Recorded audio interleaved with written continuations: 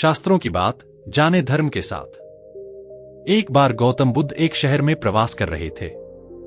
उनके साथ कुछ शिष्य भी थे। एक दिन उनके शिष्य शहर में घूमने के लिए निकले। वे शहर में घूम ही रहे थे कि तभी शहर के कुछ लोगों ने उन्हें अपशब्द कहे। उनके बुरे शब्दों को सुनकर शिष्यों को बहुत बुरा लगा और वे वापस लौट गए।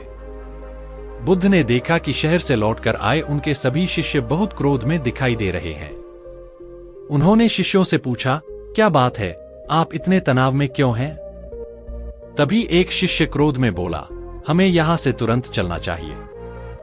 जब हम बाहर शहर में घूमने गए थे तो यहाँ के लोगों ने बिना वजह हमें बहुत बुरा भला कहा।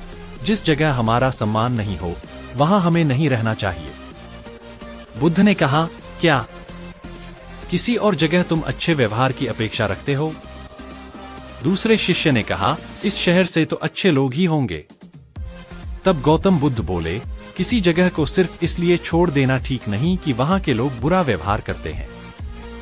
हमें तो कुछ ऐसा करना चाहिए कि जिस स्थान पर भी जाएं, उस स्थान को तब तक नहीं छोड़े जब तक अपनी अच्छाइयों से वहां के लोगों को सुधार न दें। हम जिस भी स्थान पर जाएं, वहां के लोगों का कुछ न कुछ भला करके ही वापस लौटें। बुद्ध ने कहा, जिस प्रकार युद्ध में बढ़ता हुआ हाथी चारों तरफ के तीर सहते हुए भी आगे बढ़ता जाता है, ठीक उसी तरह उत्तम व्यक्ति भी दूसरों के अपशब्दों को सहते हुए अच्छे कार्य करता रहता है। खुद को वश में करने वाले प्राणी से उत्तम कोई और नहीं हो सकता।